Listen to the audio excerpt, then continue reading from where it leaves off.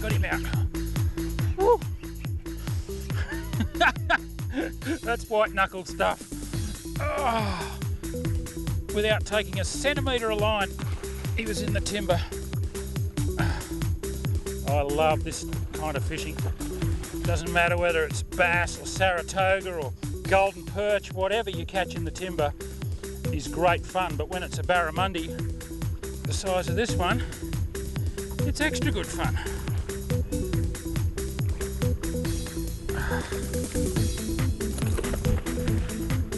Thanks, Jace.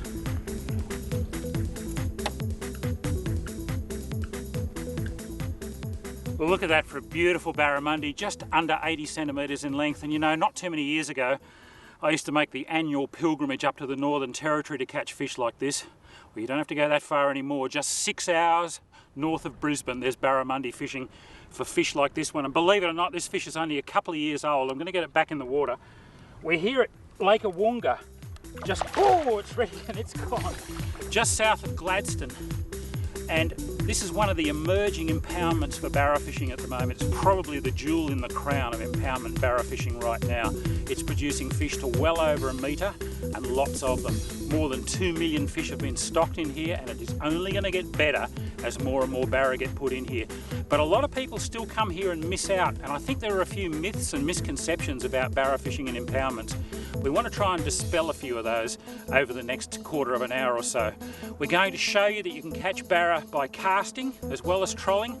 We're going to show you that we can catch them in the middle of the day and even when the sou'easter's blowing. And I'm going to be ably assisted in this by my good mate Jason Wilhelm, who recently won the very first ABT barra tournament right here on this dam.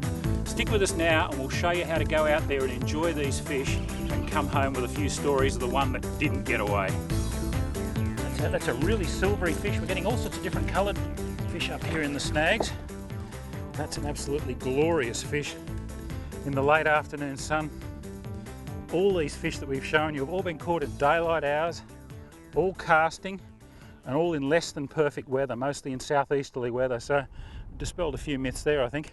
Okay, let's get him back in the water.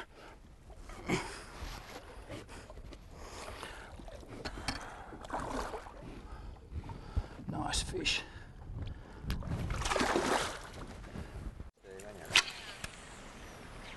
Jace, we're fishing some timber up here in the Boyne Arm at the moment, but there's a lot of different habitat types that you could fish in Awunga, isn't there? And I guess there's different times when they fire? Yeah, there is, Steve.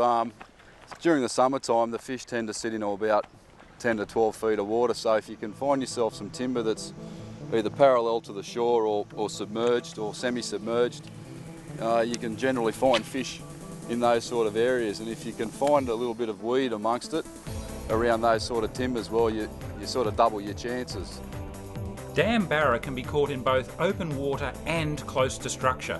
The more abundant mid-sized fish are especially fond of horizontal timber lying in that 3 to 4 metre depth range. They'll also move deeper in very hot water and shallower into sun-warmed bays during the cooler months. When working timber, look for trees that have fallen over rather than the standing stuff. And of course, watch your sounder. In particular, look for dense patches of plankton and bait, as the barra won't be too far away. Often you'll see bigger arches on the fringes of the bait. These are either catties or barra. Once you identify fish holding areas and start making contact with a few active barra, apply what you've learnt to other parts of the lake by looking for similar setups. It's all about repeating successful patterns.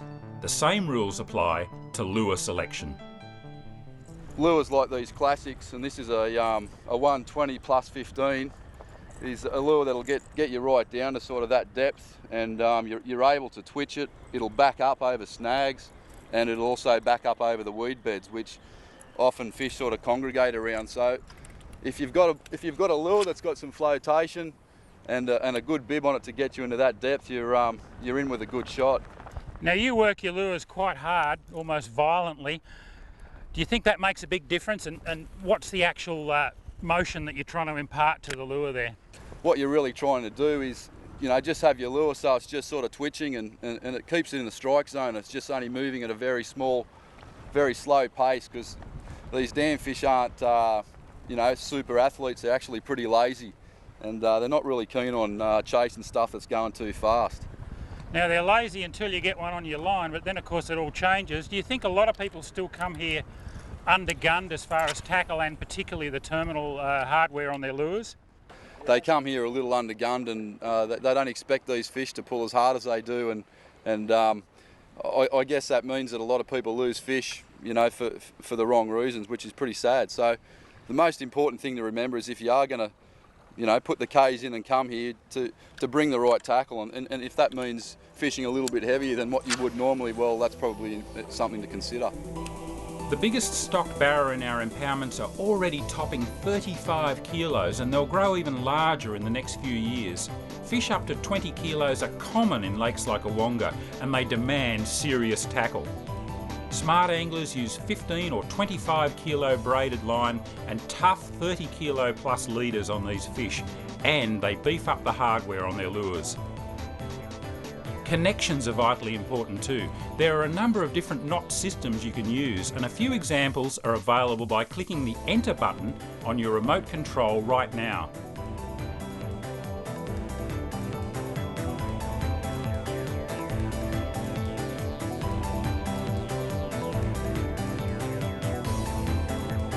These are the fish that people come here to catch, and so many people miss out on them, but there's plenty of them in here. You just got to work out how to catch them. This is a lovely fish. He's tail wrapped. Something you don't see very often in fresh water. More used to that with marlin and yellowfin, but he's tail wrapped at the moment. He'll probably flick out of it in a minute and take off. There we go. You got a direct nut. It's a big fat fish, that one. I'm not going to net him tail first, even though that's the way he's come up. There he goes, he's woken up now. Now we got a direct pull on him.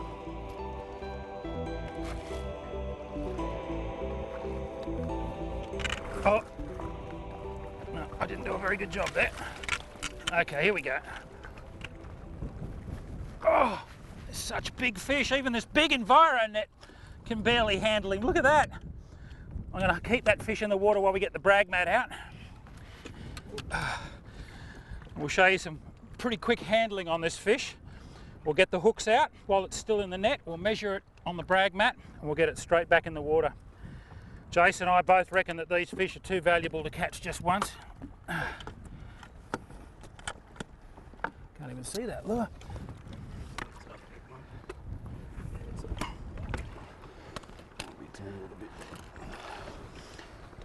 Just careful he doesn't jump out of the net. There we go. That's that one out. Oh, that's out. Now we might just leave that lure there and I'll drag this guy up onto the deck.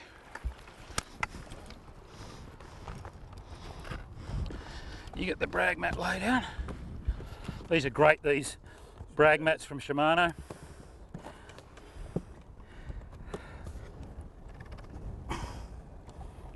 Guide the head around. Jaws lined up.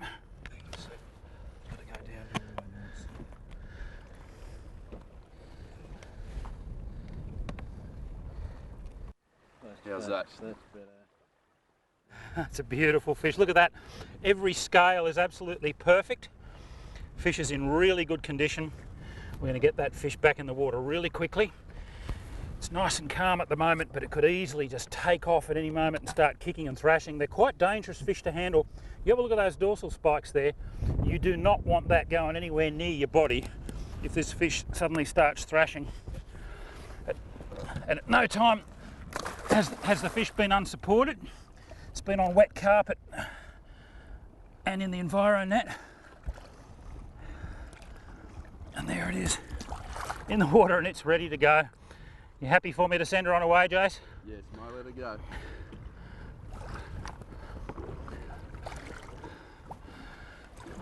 And away she goes. Another metre plus fish from Lake Wonga, and there's plenty more in here. Productive patterns vary throughout the year. What's working for us here today is making long, wind-assisted casts towards waved-washed points and edges in the main basin of the lake. We're doing wind drifts down onto these points, slowed by a drogue if necessary, and constantly adjusting our approach angle with the bow-mounted Minn Kota electric motor. At the moment, the bigger fish are holding in slightly deeper water off the most prominent points, with plenty of smaller fish in the bays and agitated shallows closer to shore and near weed beds. Rather than dreading the strong wind that so often whips across Lake Awonga, we're actually using it to our advantage. Out in the basin now, where it's quite windy, it's a fairly typical Awonga day. We've got about 25 knots at easterly. There's a lot of points that face straight into the wind, and they're generally the points where the fish tend to sit off. And I guess one of the main reasons for that is that it's very well oxygenated, the water, and also the bait tends to collect on the foreshore. So instead of sort of being a bit sad about the wind, you can often use it to your own advantage. Well, this is what barra fishing Lake Awonga is all about. Beautiful fish. This one's out in open water, so not too much to worry about. But you've always got to think that there could be a tree down there. You need to go fairly hard on these fish, and you need to have good knots and good tackle. They are just one of the best fighting fish in fresh water anywhere in the world. Anyone who thinks that impoundment barra don't go hard hasn't caught one. Oh, beautiful silver flashes coming up through that green water. Oh. This dam's also a great fishery for red claw crayfish, and there's quite a few pots set here by one of the tourists in the area, and that's fair enough. And we've just got to keep this fish away from this one that's fairly close here. But he's just about up, and that's not a big fish by any means by the standard of this lake, but it's still a lovely barra. And there he goes into the enviro net and onto the deck. Let's have a look at him. Oh.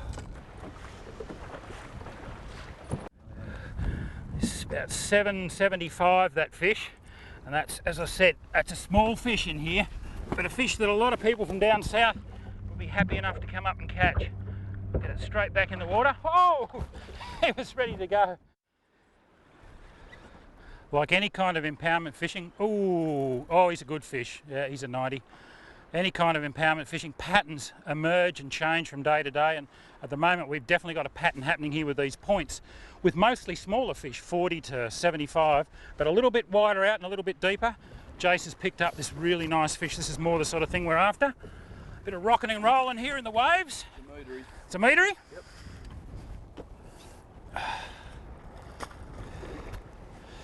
You'll go very close.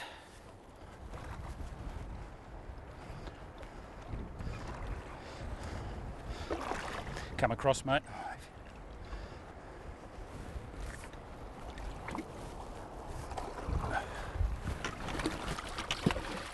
That's not very good. I got him. Not exactly orthodox. I managed to net the lure straight out of the fish's mouth, and the fish's head was still in the water, and I had to go for another scoop, so I think I get to claim half of this fish. The old sou'easter's blown pretty hard today, but it just goes to show you can still catch fish in it. Get his head up there. I thought he wasn't going to quite make it. 97.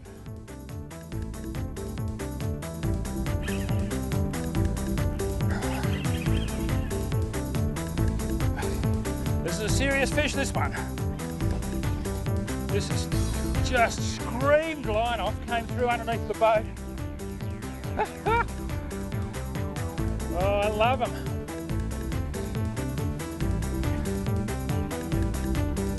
He's leading us on a merry chase down along the shore here. I'm on nearly full throttle on the Minn Kota. Here we go, here's the leader. Just powerful, powerful fish. Okay, I'll kill the electric. You know, he's not that big either. Oh, he's rocket assisted, this one. It's one of the fastest runs I've had. Look at that, he's not a big fish at all. I had this fish picked for well over a metre and he's nothing like that. I'm not complaining, mind you. It's a beautiful fish. And there he is.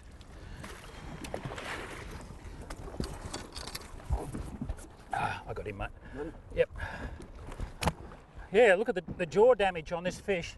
This fish has been hooked, I'd say, when he was quite a small fish and released, and he's gone on to be a healthy barra, and maybe that's why he was so cranky. He's been through that experience before. He knows what it's like. You get brought in here, put on the brag mat, measured, and let go. He's 93. And that is one handsome fish, and that's what this Awunga barra fishery is all about. Now, a lot of people are saying to kill these bigger fish, but I just can't bring myself to do it. There's nothing wrong if you want to take one for a trophy or take one to eat it. They're not the best eating fish in the world, especially at this size, but I'd much rather put them back. Watch this. Put them over the side.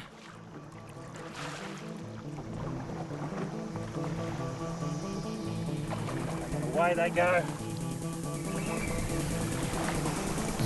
Big impoundment barra are one heck of an exciting fish to catch. Even experienced and battle-hardened anglers like Jason Wilhelm get sweaty palms and a tremble in the knees when a big one starts ripping line off against a tightly set drag and throwing itself clear of the water. At times like this, you want to be confident your hooks are strong and your knots are sound.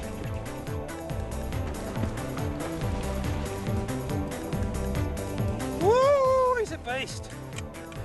A beast. This is what it's all about, and this is what people come to Lake Awunga for. Oh, look at him sizzling line off out there. But these fish are not as easy to catch as a lot of people might imagine. You need to know what you're doing, and you need to have the right tackle and the right techniques. And there's still no guarantee. We haven't got this one in the boat yet. Look at the size of this fish. He's got a bit of fight left in him yet too.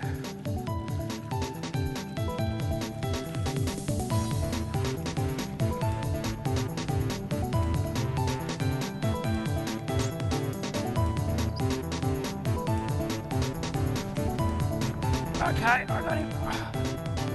Oh. There we go. That's a metre plus. Lake Awunga barra. Okay, get these hooks out.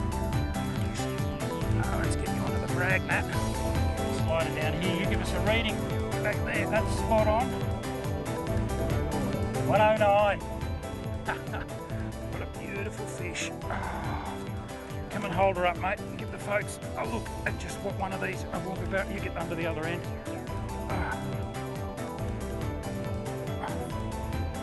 About that for a barramundi. That's every bit of 50 pound on the old scale, about 23 or 24 kilos easily, 109 centimetres long. They just carry an enormous amount of weight, and this fish is probably only about 7 or 8 years old, believe it or not. Let's get it back in the water. With these fish growing at 3 kilos a year, it's incredible to think that a 20 kilo class barra like this could top 30 kilos in a few years. Well, the sou'easter's pushed us right in on the bank here in a bay, and it's not a bad spot to let this beauty go because there's plenty of weed bed out there for her to hide in. She's tired, but still in good nick, and I reckon if I just turn her over, and there she goes.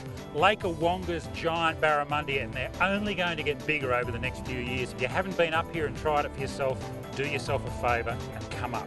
But make sure you watch the things that we've shown you and learn the lessons from this segment, because these fish aren't always easy to catch, but they're worth the effort.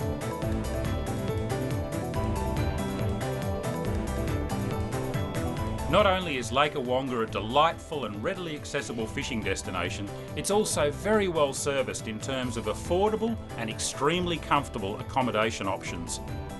Whether you prefer a self-contained cabin, an on-site van, or simply a tent site, you'll be well catered for. No wonder more and more anglers are coming here every year.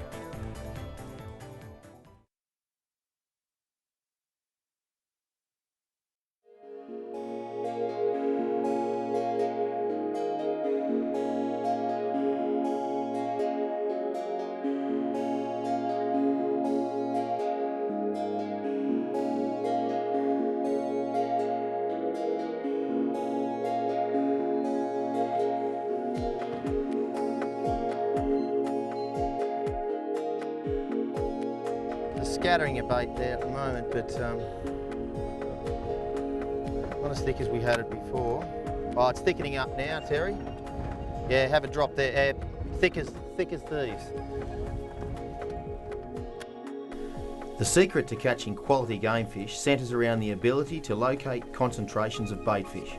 Modern electronics simplify this task immensely, not just in helping to initially locate the bait fish schools, but also in recording their position and allowing the angler to accurately return to the exact location time and time again. We're just off Southwest Rocks, only, what would that be, 500 metres I'd say. The blue water's come in the last few days, even without this really good blue water, they've been catching great cobia and quite a few marlin. We're trying to secure some live baits. We've got about 10 in there, but if a bite happens, we might need a few more than that. So we're using the eagle to poke around this bait area here. We'll keep fishing. Whoops, there's some bait flicking over there now. We've seen one small cobia caught here and a few dolphin fish zapping around. Here's slimies all around us now, so we'll see what we can do. Wind up high there. I'd guess there's something into these slimies because I saw them flicking around over there. We'll see how we go. We get some live baits, get one down on a downrigger, couple on the surface, and see if we can do some damage to the cobia population around here.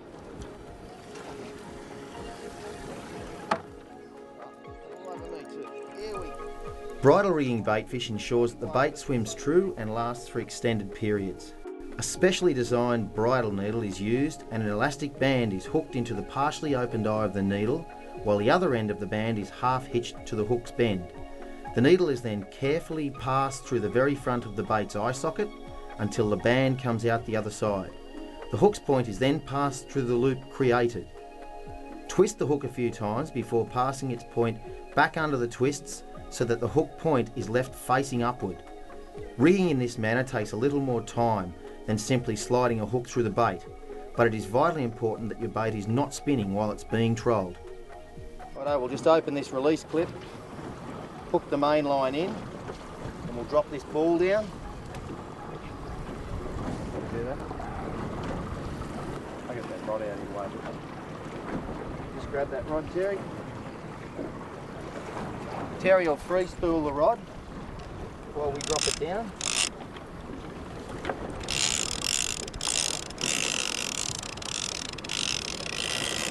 The clicker's clicking away there.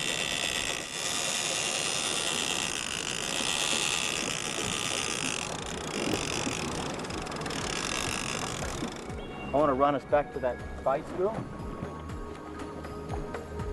A downrigger allows the angler to present a bait at any predetermined depth. When a sounder displays bait schools holding in mid-water, the depth that the fish are showing is the depth that the downrigger should be set at.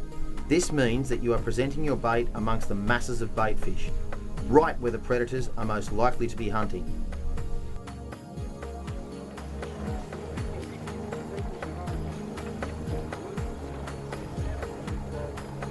The downrigger is at about 18 metres, which is right because we're reading 62 feet.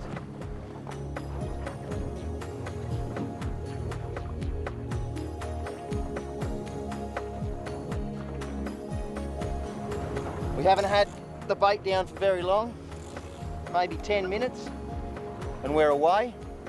We just saw a shoal bait coming back into the bait school on the sounder, using the GPS to find it.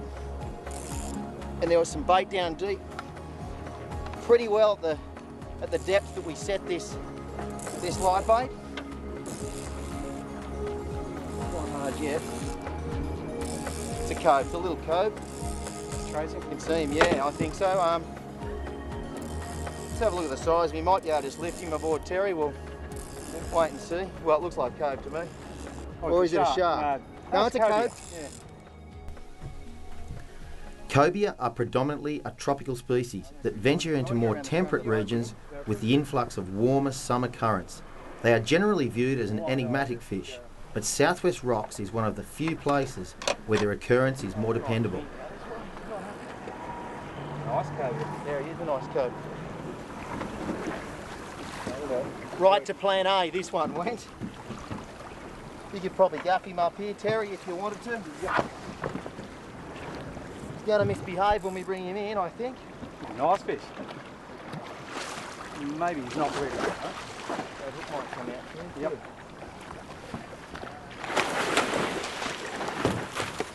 He's in. Nice fish. Well, how good was that? That's a textbook capture. We just put the live bait down. We drifted off the bait a little bit while we put it down. You saw us clip the line into the downrigger clip, set the downrigger probably 2/3 of the depth. By the time you take into consideration a bit of belly in the line, we're in 25 metres of water.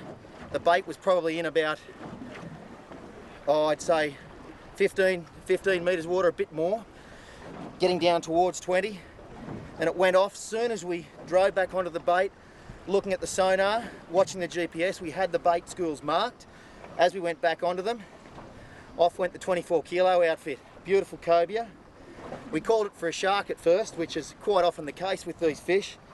They look a heck like a shark when they're swimming out in the surface there. So the calls were, don't worry, it's a shark. Cobia, no, shark. And yep, it was a cobia. Nice fish, 12, 14 kilos maybe a little bit bigger. Decided to keep this one. We're all keen for a feed of fish.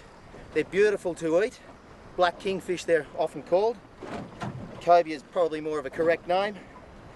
We're going to unhook this fish, bleed it correctly, get it on ice, put another bait down, see if we can get another one. We'll probably downsize in the tackle we're using, go to 15 kilogram or something like that. But an absolute textbook capture. They've been getting them here.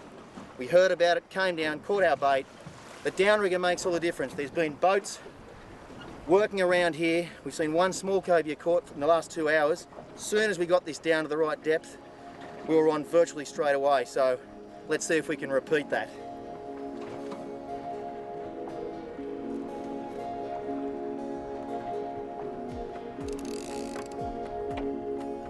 Terry was next up on strike, and with one very nice cobia already in the boat, we decided to downsize our tackle from 24 kilo to 15 in order to better witness the true power of these tough fish. Again, the new bait was set at the depth the eagle sounder displayed the bait fish at. What was that magic depth? 60 feet? 60, well, 73 we had showing, but... Did we really? It was 73, 50, 60, yeah. 60 would give us about 45 in actual.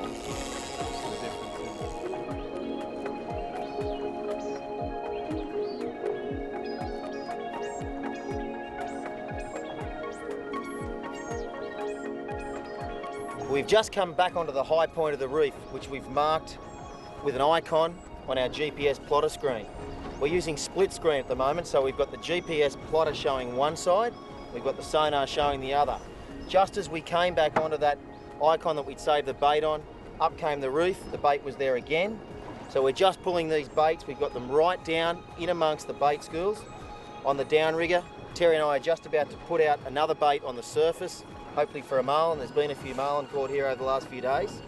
We're going to go right around. There's a boat anchored just near this mob of bait. We'll go around them and we'll pull these liveys straight through that mob of bait. That tends to be where the bait are holding on the higher section of reef, and it seems to be the cobia are holding around those. So we're totally relying on this unit at the moment, the Eagle Fish Strike 2000, to show us exactly where we're going. It showed us how far we drifted off once we caught a fish, and it brings us straight back onto the bait, onto the higher part of the reef.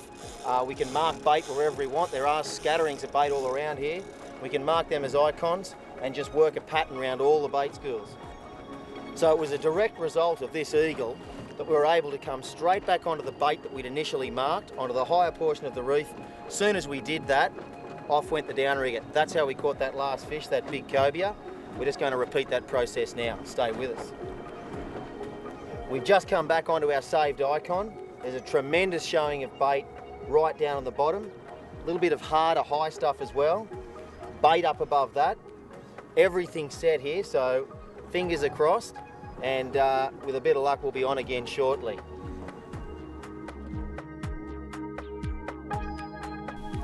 With a bait set down deep and another on the surface, it was just a matter of waiting.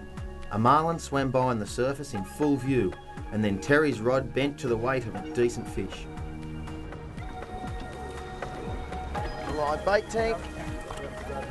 Yes, I'll be 2 seconds, mate. You need to get a wind. I've got it.